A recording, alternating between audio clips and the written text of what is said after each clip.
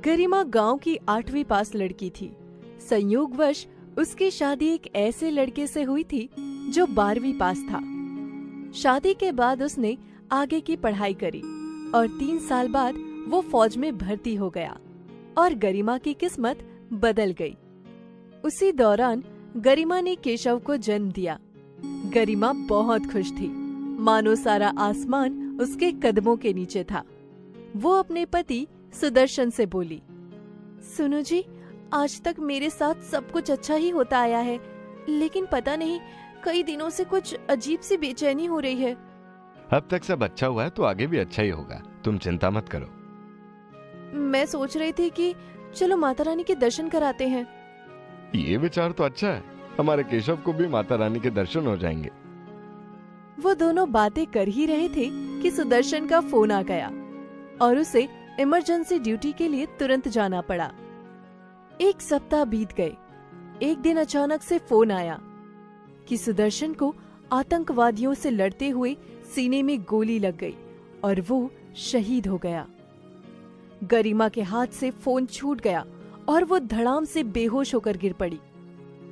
केशव के रोने की आवाज सुनकर उसे होश आया तो उसने अपनी छोटी ननंद शोभा और अपने देवर सुशांत को फोन किया। वो रोते हुए बोली, जल्दी आ जाओ, अनर्थ हो गया, तुम्हारे भैया नहीं रहे, मेरी तो दुनिया ही उजड़ गई।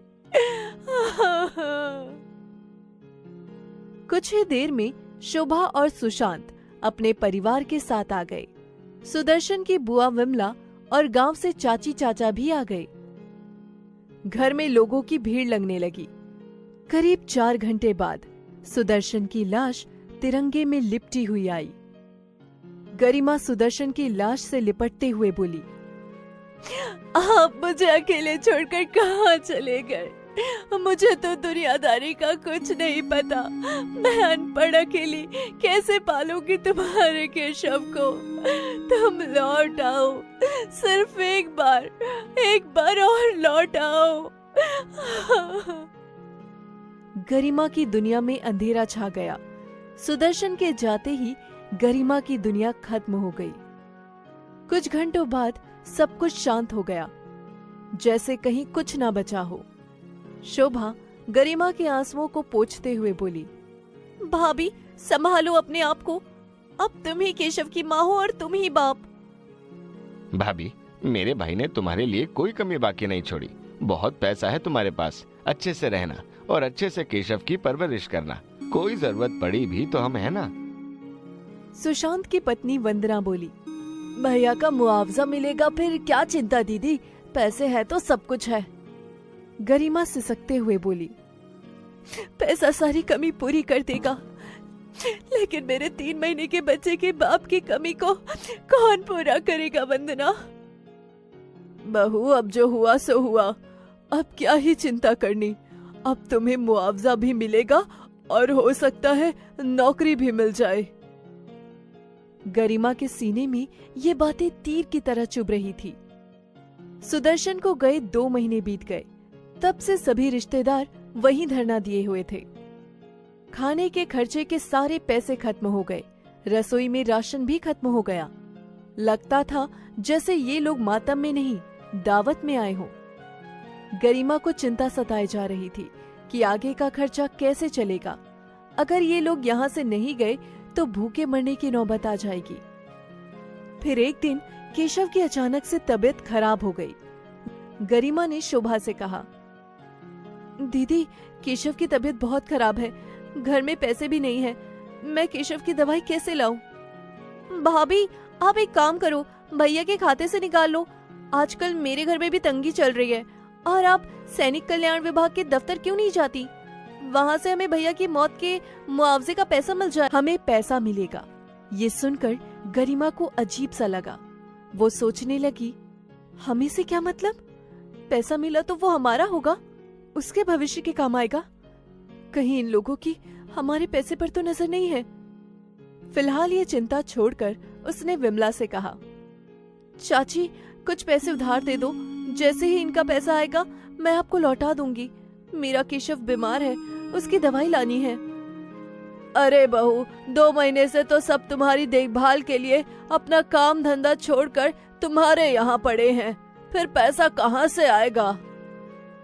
गरिमा ये सोचकर परेशान हो गई कि अब वो केशव की दवाई कैसे लाएगी। उसने सोचा कि केशव को काढ़ा बनाकर पिला देती हूँ, क्या पता कि उसी से बुखार उतर जाए। काढ़ा पीकर केशव की तबीयत में तो सुधार होने लगा, लेकिन घर की आर्थिक स्थिति खराब होने लगी। रसोई का राशन खत्म हो गया, केशव के दूध के लिए भी पैसे नहीं रहे। अरे भाभी, बहुत भूख लगी है, लेकिन ना तो फ्रिज में सब्जी है, ना डिब्बों में दाल, अब खाना मैं कैसे बनाऊं? गरिमा गुस्से से बोली, दीदी आपको सब्जी की पड़ी है, आज मेरे केशव के लिए दूध भी नहीं है। शोभा मुंह बनाते हुए बोली, भाभी पैसे क्या भैया के पास इतने ही थे जो महीने भर में ही खत्म हो गए? दीदी, जो था पिछले साल आपकी शादी में लगा दिया, और जो बचा रहा माँ बाबूजी की बरसी में खर्च हो गया। अब उनका पैसा कितना है, कहाँ है, मुझ अनपढ़ को क्या मालूम? जो भी घर में था वो सब खाने के खर्चे में उड़ गया। शोभा हैरान होते हुए बोली, भाभी कह तो ऐसे रही आप जैसे हमारे खाने का ही खर्च हो। वो तो हम यहाँ तुम्हारी वजह से ही रुके थे, वरना हमारा भी अपना घर है। उनकी बातें सुनकर विमला बोली, बहू शोभा सही कह रही है, तुम्हें अकेले रहकर कोई तकलीफ ना हो, हम यहाँ इसलिए तो रह रहे हैं।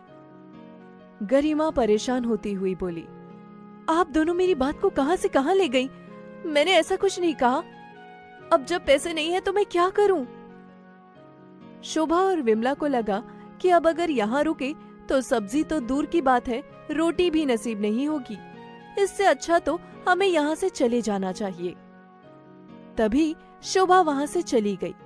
पीछे पीछे सुशांत, वंदना बुआ और चाची चाचा भी खिसक लिए। गरिमा केशव से बोली, देखा केशु, सब लोग कितने मतलबी हैं। जब तक घर में पैसे और रसोई में राशन रहा तो रिश्तेदार भी रहे। राशन और पैसे खत्म होते ही हमें सब अकेला छोड़कर चले गए। हमारी मदद किसी ने नहीं की। अब हम लोग क्या करेंगे? कहाँ से खाना खाएंगे? कहाँ से मैं तुम्हारे लिए दूध लाऊंगी? वो अपने आंसू पोंछते हुए उठी और केशव को दूध की जगह पानी में चीनी घोलकर पिलाई और खुद बासी रोटी खाकर सो गई। अगले दिन वो सुबह उठी और तैयार होकर सैनिक कल्याण विभाग पहुंची। वहां जाकर वहां के अधिकारी से डरते हुए बोली, साहब मुझे पैसों की सख्त जरूरत है, मेरे घर में खाने के लिए लाले पड़ गए हैं। अधिकारी उसकी शक्ल देखते हुए बोला, अच्छा पैसा चाहिए? किस चीज का पैसा दें तुम्हें? बॉर्डर पर जंग जीत कर आई हो? मैं शहीद सुदर्शन की पत्नी हूँ। 2 महीने हो गए हैं इनको गुजरे हुए। किसी ने बताया कि उनकी मौत का यहाँ मुआवजा मिलेगा और नौकरी भी। अधिकारी हंसते हुए बोला, पैसे और नौकरी प्रसाद नहीं है जो हम किसी को भी ऐसे ही बांट दें। हर काम का कोई नियम होता है। उसके लिए तुम्हें उनके आईडी प्रूफ डॉक्यूमेंट्स देने होंगे। उसके बाद मैं फाइल बनाकर आगे भेज दूंगा। गरिमा हिचकते हुए बोली, आपको क्या देना है? मुझे समझ नहीं आया, हिंदी में बताइए, मैं केवल 8वीं पास हूँ। अरे यार, वो कैसा आदमी था जो अनपढ़ गवार से शादी कर ली। ये लो, एक कागज पकड़ो, जो भी चाहिए मैंने इसमें लिख दिया है। तुम्हारे घर में कोई पढ़ा लिखा आदमी हो तो उसे दिखा देना। गरिमा कागज लेकर वापस आ गई। उसने घर आकर शोभा, सुशांत को और सुदर्शन के चाचा चाची को सबको फोन किया, लेकिन किसी ने उसकी मदद नहीं करी। उन्हें पता था कि मदद करके भी सब कुछ गरिमा का ही रहना है, उनके हाथ कुछ नहीं आने वाला। केशव को भूख लगी थी, दूध का इंतजाम तो करना ही था। उसने सोचा, जब तक पैसे आते हैं तब तक मुझे ही कुछ काम करना पड़ेगा, वरना हम तो भूखे मर जाएंगे। वो केशव को गोद में लेकर इधर उधर काम ढूंढती रही, लेकिन उसे कोई काम देने को तैयार न था, क्योंकि उसकी गोद में छोटा बच्चा था। अंत में उसे एक बुढ़िया गायत्री के घर में साफ सफाई का काम मिला। पेट भरने के लिए वो गायत्री के घर में झाड़ू पोछा करने को तैयार हो गई। इसी तरह 1 महीना बीत गया। इधर उधर पूछताछ करके उसने सारे दस्तावेज इकट्ठे किए और फिर से सरकारी दफ्तर जा पहुंची। कागज देखते ही अधिकारी गुस्से से बोला, मृत्यु प्रमाण पत्र भी तो होना चाहिए था, वो तो इसमें है ही नहीं। जाओ पहले मृत्यु प्रमाण पत्र लेकर आओ। गरिमा ने बड़ी मुश्किल से ये कागज तैयार किए थे और अब मृत्यु प्रमाण पत्र। गरिमा मृत्यु प्रमाण पत्र लेने नगर निगम पहुंची। वहां बैठा हुआ आदमी बोला, वो तो तुम्हें मिल जाएगा, लेकिन उसके लिए 2000 रुपए का खर्चा आएगा। गरिमा अधिकारी के हाथ जोड़ते हुए बोली, 2000?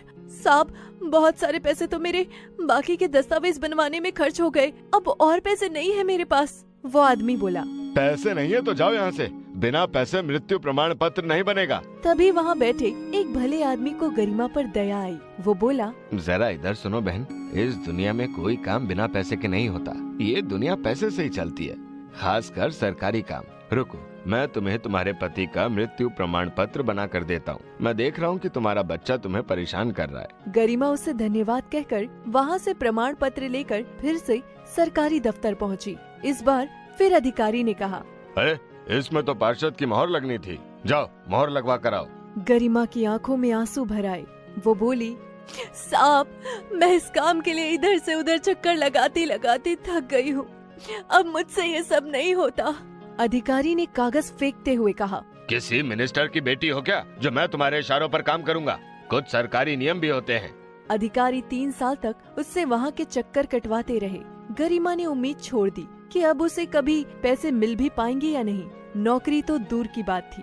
वो 3 साल तक गायत्री के यहाँ झाड़ू पोछा करती रही, लेकिन अब केशव बड़ा होने लगा था, इसलिए उसका इतने कम में गुजारा नहीं था। वो और कई घरों में साफ सफाई का काम करने लगी। इन 3 सालों में किसी रिश्तेदार ने खैर खबर तक नहीं ली। किसी ने भी नहीं पूछा कि वो किस तरह अपने बच्चे को पाल रही है। एक दिन केशव टीवी देख रहा था और टीवी देखते देखते उसे नींद आ गई। तभी अचानक से शॉर्ट सर्किट हो गया और बिजली के तारों में आग लग गई। तारों की चटकने की आवाज सुनकर गरिमा दौड़कर रसोई घर से बाहर आई तो देखा कि घर में आग लग रही है और केशव चैन से सो रहा है। वो चिल्लाई, केशव जल्दी उठ, घर में आग लगी है। वो केशव को गोद में लेकर बाहर भागी। जब तक दमकल की गाड़ी आग बुझाने आई तब तक सब कुछ स्वाहा हो गया था। उस घर में ना तो खाने को बचा ना पहनने को। गरिमा को रोते देख केशव ने पूछा, ना, घर में तो सब जल गया, अब हम कहाँ रहेंगे? चलो बुआ घर या चाचू घर चलते हैं। गरिमा उसे समझाती हुई बोली, नहीं बेटा, बुआ के घर नहीं जा सकते और चाचू का घर छोटा है। अब जैसा भी है लेकिन अपने ही घर में रहना पड़ेगा। उनकी हालत पर दया खाकर 1-2 दिन पड़ोसियों ने खाना पीना दे दिया, लेकिन उसके बाद उन्होंने भी छोड़ दिया। गरिमा के पास कपड़े, सामान कुछ नहीं बचा। वो आग की कालिक में सनी हुई लोगों को भिखारन दिखाई दे रही थी। वो इसी हाल में काम करने के लिए निकल पड़ी। आते जाते लोग उसे भिखारन समझकर उसके हाथ में 10-5 रुपए थमा गए। वो फूट फूट कर रोने लगी और बोली, मैं तो दुनिया की सबसे खुशनसीब औरत थी, लेकिन मेरी किस्मत ने मुझे भिखारी बना दिया। आज एक शहीद फौजी की पत्नी भिखारन बन गई। लोगों के घरों में झाड़ू पोछा कर रही है। सरकारी लोग मुझसे चक्कर पर चक्कर लगवा रहे हैं। मैं क्या करूं, कहां जाऊं? पैसा न होने के कारण सबने मुझसे रिश्ता तोड़ लिया। तभी उस पर सुदर्शन के दोस्त अजय की नजर पड़ी। अजय उसके पास आया और पैसे देने लगा, मगर उसने गरिमा को पहचान लिया और बोला, आप यहाँ? आपकी ये क्या हालत हो गई? और आपका ये बेटा, ऐसा क्या हो गया जो आपको भीख मांगनी पड़ गई? गरिमा रोते हुए बोली, आपके दोस्त क्या गए, हमारा सब चला गया। कल घर में आग लग गई, कुछ नहीं बचा। अपना और केशव का पेट भरने के लिए चौका बर्तन करती हूँ, इसलिए आज ये हालत हो गई है। अजय चौंकता हुआ बोला, एक शहीद फौजी की पत्नी और चोखा बर्तन? आप मेरे साथ मेरे घर चलो। अजय उन्हें जबरदस्ती अपने घर ले आया और सारी कहानी पूछी। उनकी आप बीती सुनकर वो बोला, सरकार के इस गलत सिस्टम ने आपकी क्या हालत कर दी।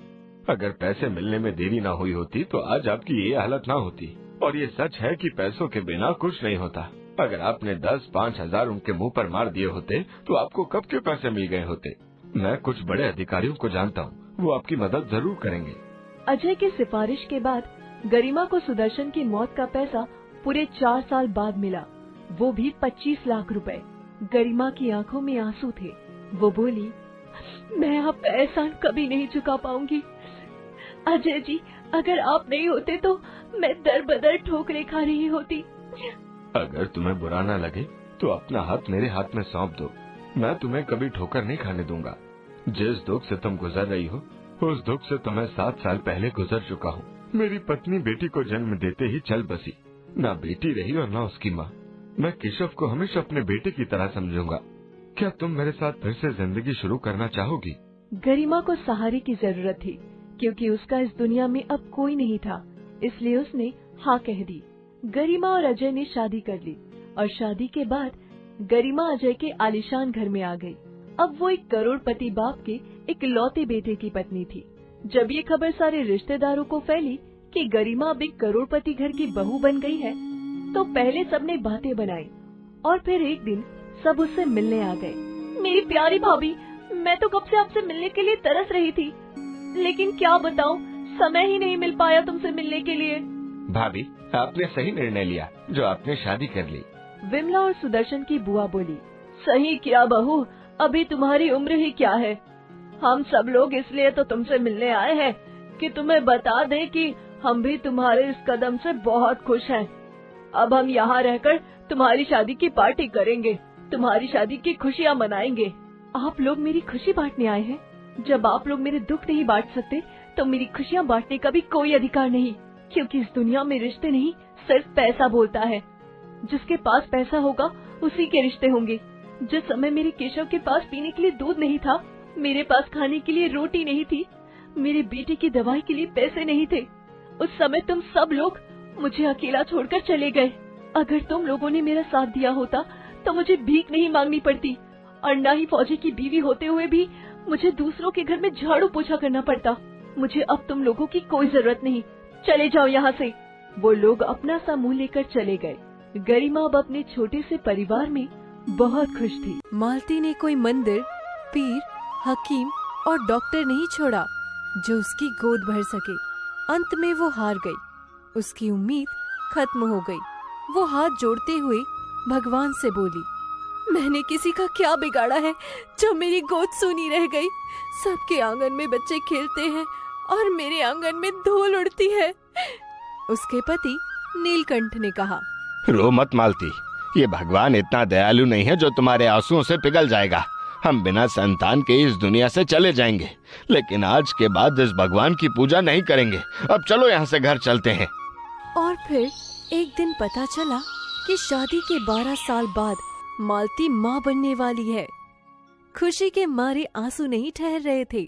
मन कर रहा था कि नाचने लगे, शोर मचाए और चीख चीख कर सबको बताए कि मालती माँ और नीलकंठ बाप बनने वाला है। 9 महीने नीलकंठ ने मालती का बहुत ख्याल रखा और फिर मालती ने एक सुंदर और स्वस्थ बेटे को जन्म दिया। बच्चे का नाम उन्होंने कुलदीप रखा। नीलकंठ फेरी लगाकर कपड़ा बेचने का काम करता था। समय के साथ साथ फेरी वाले कपड़ों की बिक्री बंद होती जा रही थी। मालती को चिंता होने लगी। वो बोली, सुनते हो जी, घर में पैसे खत्म हो गए हैं। कुलदीप के लिए सर्दियों के कपड़े लाने थे। आप दूसरा काम क्यों नहीं ढूंढ लेते? भगवान ने जैसे तैसे ये बेटा दिया है, अगर इसकी परवरिश हम ठीक से ना कर पाए तो हमारा जीना बेकार है। तुम्हें क्या लगता है कि मुझे पूरे दिन कंधे पर बोझा लेकर घूमने में मजा आता है? अब दुनिया फैशन की तरफ जा रही है, सब रेडीमेड कपड़े पहनने लगे हैं। समय मिलता है तो दुकानों पर भी झांक लेता हूँ, लेकिन मंदी चल रही है, कहीं काम नहीं है। पैसों के अभाव ने उनकी चिंता बढ़ा दी। कुलदीप 5 साल का हो गया और एक दिन नीलकंठ को दिल का दौरा पड़ा और उसकी मौत हो गई। मालती का सब कुछ खत्म हो गया, कुछ भी नहीं बचा। वो बेचारी क्या करती? दिन रात रो रो कर गुजर रहे थे। ऐसे में उसे किसी अपने ने सहारा नहीं दिया। माँ, पिताजी कहाँ चले गए? क्या वो कभी नहीं आएंगे? मालती ने अपने आंसू रोकते हुए कहा, बेटा, तुम्हारे पिताजी अब कभी नहीं आएंगे। उन्हें भगवान ने अपने पास बुला लिया है। अब वो वहीं रहेंगे। कुलदीप ने भोलेपन से कहा, अच्छा, यहाँ पिताजी का काम नहीं चल रहा था? भगवान ने वहाँ पिताजी को काम पर लगा दिया होगा। मेरी फीस भी तो देनी है ना पिताजी को, और वहाँ से मेरे जूते भी लाएंगे। ये सुनकर मालती ने कुलदीप को गले से लगा लिया और फूट फूट कर रोने लगी। जिस बच्चे को उन्होंने इतनी मुश्किल से पाया, आज वो हमेशा के लिए उसे छोड़कर चले गए। ये ख्याल मालती को दिन रात रुलाता रहा। लेकिन अब रोने से कैसे काम चलता? घर में खाना पकाने के लिए कुछ नहीं बचा था। कुलदीप को भूख लगी थी। वो बोला, माँ, भूख लगी है। भूख लगी है? अच्छा, जरा रुको, घर में कुछ मिला तो बनाती हूँ। कुछ नहीं है तो माँ दूध ही दे दो। दूध तो वो कैसे बताती कि दूध को कई दिनों से पानी मिला मिला कर वो ज्यादा कर रही थी, जिससे वो उसे कई दिन पी सके। आखिर दूध तो खत्म होना ही था। मालती को लगा कि अब उसे कुछ न कुछ काम करना ही पड़ेगा, तभी वो अपना और अपने बच्चे का पेट भर पाएगी।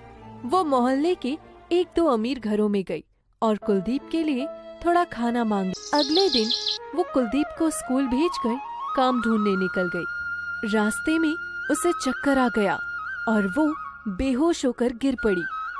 तभी उसे सामने एक ढाबे वाले ने देखा और उसे उठाकर अपने ढाबे में ले गया। उसे पंखे के नीचे लिटाया, पानी के छींटे मारे, तब जाकर उसे होश आया। अरे, मैं यहाँ कैसे? मुझे चक्कर सा आ गया था शायद। फिर ढाबे का मालिक जोगिंदर बोला, कोई बात नहीं बहन, मैंने तुम्हें सड़क से उठाकर यहाँ लेटा दिया था, वरना कोई गाड़ी वाला गाड़ी से मार देता। मालती रोते हुए बोली, मर जाती तो अच्छा होता, कम से कम यूं दर बदर भटकना तो नहीं पड़ता। क्या हुआ बहन? मालती ने उसे अपने हालातों के बारे में बताया और कहा, भैया, अगर इस ढाबे पर मुझे कोई काम मिल जाता तो। यहाँ तो बहुत काम है, बर्तन साफ करना, खाना परोसना, मेज और रसोई साफ करना। तुम कर सको तो कल से आ जाना, पगार जो भी होगी दे दूंगा, खाना भी फ्री में मिलेगा। मालती को तो डूबते हुए सहारा मिल गया। वो बहुत खुश हुई और धन्यवाद कहते हुए घर चली गई। अगले दिन से ही मालती ने ढाबे पर काम करना शुरू कर दिया। वो लोगों के झूठे बर्तन धोती, टेबल साफ करती। कई बार लोगों की गंदी हरकतों से भी गुजरना पड़ता और कोई गलत होने पर जोगिंदर की डांट भी खानी पड़ती। इस तरह मालती ने कुलदीप को पाल पोस कर और पढ़ा लिखा कर बड़ा कर दिया। एक दिन वो अपने दोस्तों को घर लेकर आ गया। मालती तभी काम से आई थी। उसकी हालत देखकर उसके दोस्त बोले, कुलदीप, ये औरत कौन है? काम वाली है क्या? मेरी माँ की सहेली है, गरीब है बेचारी, कभी कभी आ जाती है। तुम बैठो, मैं तुम्हारे लिए चाय लाता हूँ। माँ तो किसी काम से बाहर गई है। ये सुनकर मालती को बहुत रोना आया। वो सोचने लगी कि क्या ये वही बेटा है जिसके लिए मैं दुनिया के झूठे बर्तन धोती हूँ। वो अपने आंसू पोंछकर बोली, कोई नहीं बेटा, तुम्हारी माँ नहीं है तो कोई बात नहीं, चाय मैं बना देती हूँ। कुलदीप दोस्तों के साथ बैठकर गप्पे मारता रहा और मालती ने उन्हें चाय बना कर दी। उनके जाने के बाद कुलदीप बोला, माँ, सबको जताना जरूरी है कि तुम बर्तन मांजती हो, मेरी भी कोई इज्जत है।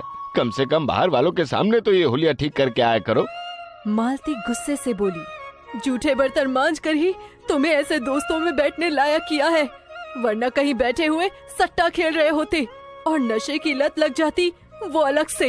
अगर किसी के सामने मुझे माँ कहने में शर्म आती है तो आज के बाद किसी को घर लाने की जरूरत नहीं है। कुलदीप गुस्से में अपने कमरे में चला गया। उसकी ग्रेजुएशन हो चुकी थी और अब नौकरी की तैयारी थी। मालती ने सोचा था कि नौकरी लग जाए तो उसकी शादी करके अपनी जिम्मेदारियों से मुक्त हो जाऊं। आजकल वो वैसे भी कॉलेज की लड़की उस अवनी के साथ घूमता रहता था और वो दिन भी आ गया जब उसका बैंक मैनेजर की पोस्ट पर सिलेक्शन हो गया। नौकरी लगने के बाद मालती ने काम छोड़ दिया और मालती घर पर रहने लगी। कुछ महीनों बाद, माँ, मुझे अवनी से शादी करनी है। लेकिन बेटा, वो लड़की मुझे कुछ सही नहीं लगती। मैंने उसे कई लड़कों के साथ बात करते देखा है। तुम शादी के लिए कोई साधारण सी लड़की देख लो। माँ, बात करने में क्या हर्ज है, मैं अवनी से शादी करूँगा। मालती के न चाहते हुए भी कुलदीप और अवनी की शादी हो गई। कुछ दिन सब अच्छे से चला, लेकिन उसके बाद, ये क्या माँ जी, आपसे किसने कहा खाना बनाने के लिए? कुलदीप को मेरे हाथ का खाना पसंद है, तो प्लीज आप रसोई से बाहर ही रहा की। मालती ये सुनकर हैरान रह गई। मालती बोली, बेटा कुलदीप मेरे हाथ का खाना खाकर ही बड़ा हुआ है। माँ जी, वो पुरानी बातें थी, अब मैं आ गई हूँ ना। मालती को तो शादी से पहले ही पता चल गया था कि ये लड़की नीलकंठ के लायक नहीं है। एक दिन मालती खाना खाने बैठी तो उसकी प्लेट में बासी रोटियां थी। मालती ने उसकी तरफ प्लेट खिसकाते हुए कहा, बहू ये क्या, बासी रोटियां? मम्मी जी आपकी उम्र हो गई है, इसलिए आपको ठंडी और बासी रोटी में फर्क नहीं दिखाई दे रहा। देखा कुलदीप, मैं पूरे दिन इनकी नौकरानी की तरह सेवा करती रहती हूँ और रोटी ठंडी क्या हुई, इन्होंने तो बासी बता दिया। माँ ये सब क्या है? ये क्या तुम्हें रोटी देगी? जैसी मिले खा लिया करो, वैसे भी अपनी बेचारी दिन भर थक जाती है। मालती खाना छोड़कर उठ गई और बोली, मैं क्या झूठ बोल रही हूँ कुलदीप, तुम्हें अपनी बीवी पर भरोसा है और माँ पर नहीं। माँ बात कहाँ से कहाँ ले जा रही हो? आप रहने दो कुलदीप, माँ जी को तो मैं वैसे ही पसंद नहीं थी और वैसे भी उन्हें ढाबे का खाना मुंह लगा हुआ है। हाँ, ये घर का खाना कहाँ रस आएगा। माँ वहाँ जाना चाहो तो जा सकती हो, लेकिन इस तरह अपनी को परेशान करने की जरूरत नहीं है। दबे से शब्दों में कुलदीप ने मालती को ढाबे पर जाने के लिए कह दिया। मालती रोती हुई कमरे में गई और नीलकंठ की तस्वीर उठाकर घर से चली गई। उसे जाते हुए किसी ने नहीं रोका। जोगिंदर के ढाबे के दरवाजे आज भी मालती के लिए खुले थे। मालती फिर से ढाबे पर ही काम करने लगी और वही रहने लगी। 4 महीने बाद अवनी ने कुलदीप को शराब पीने का आदी बना दिया। एक दिन कुलदीप बैंक से किसी के पेमेंट के लिए 1 करोड़ रुपए लेकर घर आया था। अवनी ने उसे खूब शराब पिलाई और उसके सिर में फूलदान मारकर पैसे लेकर भाग गई। जब तक कुलदीप को होश आया, अवनी भाग चुकी थी। वो लड़खड़ाता हुआ उठा। वो रोते हुए बोला, माँ, काश मैंने तुम्हारी बात मान ली होती तो आज ये दिन नहीं देखना पड़ता। माँ, मुझे माफ कर देना। आज मैं इतनी मुसीबत में हूँ और मैं किसी से कह भी नहीं सकता। आज उसे रोने के लिए माँ के कंधे की जरूरत थी, लेकिन वो पता नहीं कहाँ थी। उसने गुस्से में दीवार पर हाथ मारा और कहा, अवनी, मैंने तुम्हारी बातों में आकर अपनी माँ को घर से निकाल दिया और तुम। वो दौड़ता हुआ ढाबे पर पहुंचा तो वहाँ उसे मालती नहीं मिली। वहाँ जोगिंदर भी नहीं था। पूछताछ करने पर पता चला कि मालती की तबीयत बहुत खराब है। वो जल्दी से अस्पताल पहुंचा तो देखा जोगिंदर वहाँ परेशान खड़ा हुआ था। उसे देखकर जोगिंदर बोला, आ गया पुत्र, बड़ी देर कर दी। तेरी माँ तो दुनिया से जाने की तैयारी में है। कुलदीप परेशान होता हुआ बोला, ये क्या कह रहे हो अंकल जी? क्या हुआ मेरी माँ को? जोगिंदर ने उसे डांटते हुए कहा, ये पूछ क्या नहीं हुआ। जब से तूने उसे घर से निकाला है तब से ना खाती है ना पीती है, बस रोती ही रहती है। तुझे पता है पुत्र, तुझे पाने के लिए उसने क्या क्या सहा, तब जाकर उसे तेरे जैसा कपूत मिला। तुझे कामयाब बनाने के लिए उसकी जवानी खत्म हो गई और तू नालायक अपनी बीवी के कहने पर आ गया। उसने बेटे को नहीं, एक सांप को दूध पिलाकर पाला है। उसकी किडनी फेल हो गई है, अब मुश्किल ही बचेगी। कुलदीप इस समय खून के आंसू रो रहा था। उसे अपनी माँ के साथ किए हुए सारे गलत व्यवहार याद आ गए। वो दौड़ता हुआ डॉक्टर के पास गया और बोला, डॉक्टर साहब, मेरी माँ को बचा लो। मैं अपनी माँ को बचाने के लिए कुछ भी कर सकता हूँ। किडनी दे सकते हो, क्योंकि अगर उनको एक किडनी भी मिल गई तो वो बच जाएंगी। उनकी दोनों किडनी खराब हो चुकी है। डॉक्टर, आप मेरी किडनी, लीवर, दिल, फेफड़े कुछ भी निकाल लो, मगर मेरी माँ को बचा लो। डॉक्टर ने उसका टेस्ट किया और उसकी एक किडनी निकालकर मालती को लगा दी। मालती बच गई।